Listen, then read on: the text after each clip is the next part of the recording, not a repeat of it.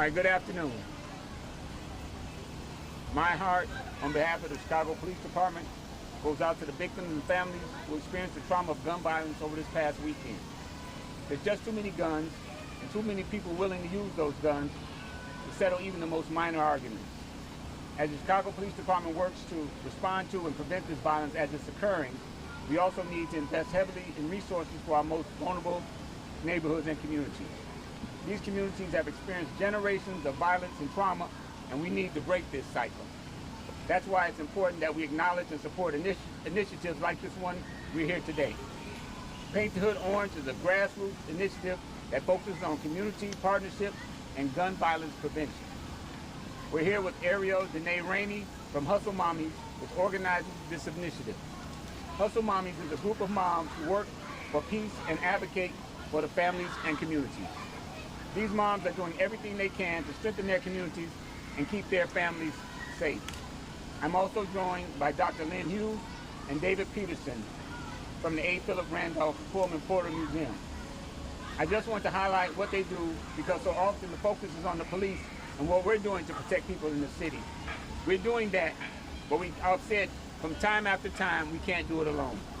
These moms are just some of the many community members across the city who are investing in their neighborhoods and doing their part in this larger public safety effort. Paint the Hood Orange is a great example of creating safe, fun places for our kids to be kids and for our families to be families. They're also helping to address the root causes of violence and making efforts to prevent it. At these block parties, Hustle Mommies distribute gun violence prevention kits and awareness items, as well as basic necessities to provide for those who need them. I'm truly proud seeing our community members support and encourage each other, as well as build a safer city. Before we take questions, I want to acknowledge the families and victims who are living with this trauma of gun violence. All around here, you'll see the color orange. This is an uplifting color, but also a color that raises awareness for gun violence prevention and honors those we have lost to senseless gun violence. As you see this color today and throughout this Gun Violence Awareness Month, I hope you are encouraged to also join us and our community members in our fight to save lives. I'll now turn it over to Ariel Danae Rainey, who is the president of Hustle Mommies. Hello, my name is Ariel Danae Rainey. I'm the founder and CEO of Hustle Mommies and the creator of Paint the Hood Orange. I'm from the Inglewood community, but just like Inglewood, the far south side, or as we call it, the Hundreds, has been impacted by gun violence. This area is rich in Black history, as well as all the other communities in Chicago. When I created Paint the Hood Orange, it's because my god brother, King the Hood Savior, a rapper, was shot and killed. My cousin was Kiana Salter, who was killed on the 71st Street bus in October 2008. And I'm tired of seeing so many of us that are moms having to bury our kids, just like Jasmine Adams' mom, Lanisha, who still is mourning and doesn't have the resources. Or just like Micaiah James, whose mom is still asking who killed her 3-year-old. These are stories of women that we advocate for and we stand in solidarity with. In Chicago, there's too many moms who do not have answers to why her baby was killed or why her significant other was killed, like Jasmine Taylor, who's now a single mother by force. Paint the Hood Orange is galvanizing all of us because in order to save our communities, we have to come together. So teaming up with organizations and movements like the Philip Randolph Museum here in the Hundreds that's been here for 30 years serving this community is important. Dr. Hughes' legacy is important because she was a mom who cared about her community and wanted to see change. We galvanize with different community partners in communities across Chicago, from the near north side, or the north side as the originals call it, and the south and west side, to stand with them and to do these block parties to make a difference. So we ask everyone, it doesn't matter where you're from, please advocate for peace. We know what's going on. I'm from Inglewood, I'm from the trenches. I know that they did not invest into us. I know our schools are closed. I know that a lot of our fathers are in jail because we are products of the crack epidemic and they didn't give us solutions. I know they tore down the housing projects and they didn't give us solutions. So we're coming together as mothers to ask that you stand with us to get answers for why our babies are dying, why our Black men are dying, and to also to join forces with organizations like Hustle Mommies and the museum to give real resources while we continue to save our community. And so I want to thank David Peterson and Dr. Hughes for teaming up with us today because they've been doing this for 11 years, and now we're coming together to say, stop the violence and paint the hood orange. David? Thank you, Ms. Danae. Good afternoon, everybody. My name is David Peterson, President and Executive Director of the National A. Philip Randolph Pullman Porter Museum here in historic North Pullman within the boundary of Pullman National Historical Park. This is Chicago's first and only national park site designated by Barack Obama in 2015. We are a 28-year-old cultural institution, a proof of concept of what cultural economic development is. We take pride in our work to combat violence because our work is just a little bit different. Our approach is culture. We use history, heritage, and culture as a means of social and economic development in our community. And we like to think that the work we've done has had an impact because our proof of concept is the fact that we're still here now and the story set that we've been able to galvanize, which honors America's first and only black labor union, the Brotherhood of Sleeping Car Porters, the only union to receive a charter under the American Federation of Labor led by A. Philip Randolph.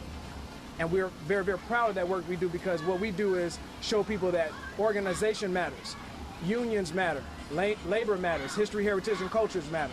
So right here on the far south side of Chicago in the historic Pullman district, what we're doing for the 11th year is our community recommitment celebration. This is our annual Juneteenth recommitment celebration. What we're doing is we're putting the neighbor back in the hood. We're making sure that people understand the importance of community. We understand why community is important. So that's why we go through the neighborhood. We wake people up. We intentionally and strategically engage CPD, Chicago Fire Department, community organizations, and all of the different community partners and residents to all come together and stand in solidarity with one common goal. We don't want to say stop the violence. We want to say increase the peace. We know that messaging is important. So we know that the news is going to cover all of the violent things that are going on, but very seldom are they going to cover the positive things that are going on. So we have a privilege to partner with Hustle Mommies. We've done toy giveaways and co-giveaways with them. This is our third time partnering with them, and we're very proud of this partnership. We're very proud of the work that has been done after Idea Pendleton was killed with the Orange Movement, and we're glad just to kind of step in. I stand in solidarity with the mothers because I myself was raised by a mother who gave a damn and made sure that I had all of the tools that I needed. She created a social learning environment for me so that I could thrive. So after graduating from Florida A&M University in Tallahassee, Florida, I made my way back home and became president of the museum in 2009. We're 28 years in now, and we're looking forward to another 30 years. So we thank everybody for coming to visit us today.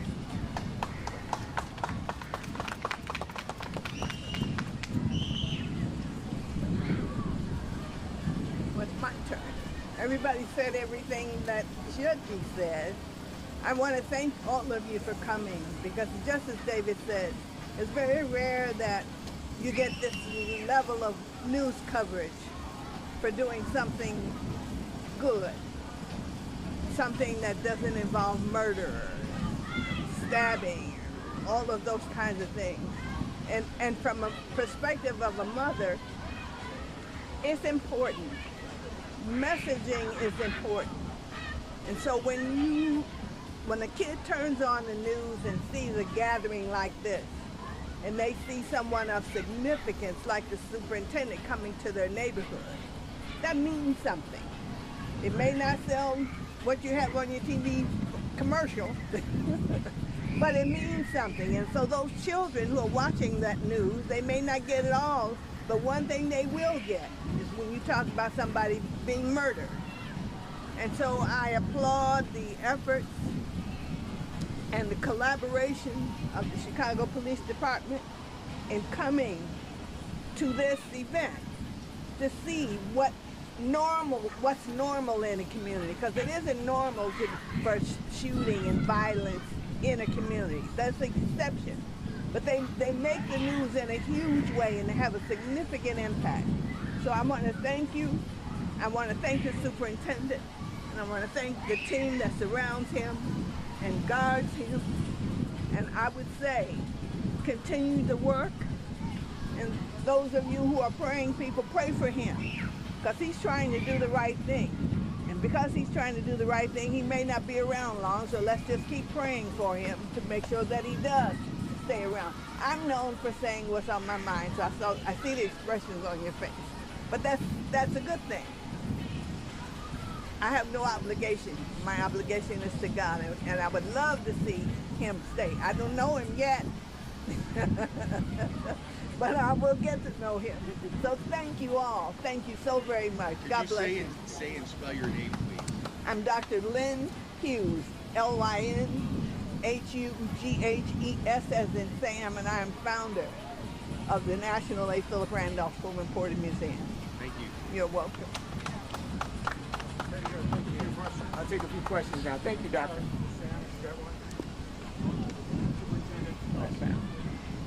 It's a wonderful event we have here, but just yesterday, there was an unfortunate incident. Any investigative updates? Right now, we don't have a lot. We know there was a gathering for Father's Day, possibly Juneteenth also. And as more people are out during the summertime, we know that some of those people have people who are against them and have conflicts with some of those people. And that's what happened. Somebody came by and just opened up fire on the whole group. And I'll just say, we can have gatherings, we should be able to have gatherings. Kids should be able to, and I'm sure kids were out there, thank God no kids got hit. But for those families that did suffer those losses, and we had two homicides from that, our heart goes out to them, and we just have to do a little bit better, try a little harder.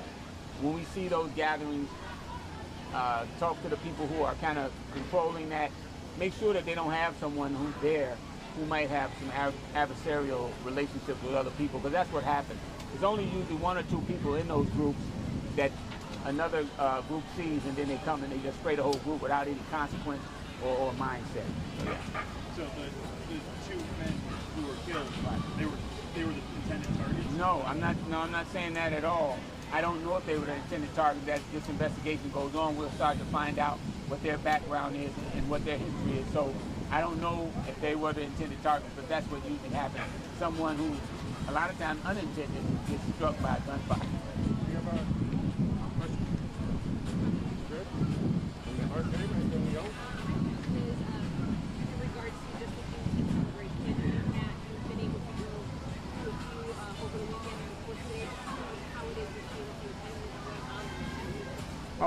Definitely in that type of commemoration. I've been on the west side, I was on the north side, I've been to several events on the south side also, and the energy that I get from these type of events is what kind of keeps me going and what keeps the troops encouraged. You see all these officers out here enjoying. They know they have to do their job, and it gives you a little bit more purpose when you see the people that you're protecting and you have a relationship with them. So no, it's been on. Tell me about the conversations you've been having with the mayor's office in regards to your approach to violent weekends like this or going into the upcoming holiday weekend. Well, he's concerned, and he knows that there's a challenge in front of us, and that it's a great challenge. But I think he's encouraged because we continue to be encouraged. We've had some success in places. We've taken multiple weapons off of people who looked like they were in the process of going to do something. So in that regard, we can never tell or never predict what we prevented in that regard. We've had a lot of, when I was in Ogden Park yesterday, they had an event there. It was a great event. No instances, almost no shootings in the 7th District. So we have success in some places where we've had problems at. So we just continue to work hard. Forgive me for getting here late. It's okay. The shooting that happened down in 99th District. Right. What can you tell us about what led up to that, and what do you know about any kind of social media connection to sparking the shooting? Well, I know that from the investigation, it is still very preliminary, that they were on live, some social media, on some live social media. And that a lot of times, I don't know what they were saying. We don't know that yet. But if they were antagonizing somebody, that possibly could be it. We don't know. It's still preliminary. But we know that usually, as I just said to Sam, you can get some information from Sam too. But as I just said, a lot of times it's only a few people in those groups that might have an adversarial relationship with someone. Try to push those people out if you can, if you know who they are. And I've seen that before. Up through my career, it's only a few people, not the whole group, but these people have no conscience when they come and shoot up, they shoot up the whole group.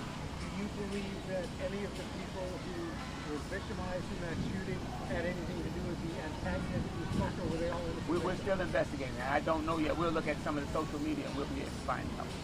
Thank you very much. Thank you. Thanks for coming.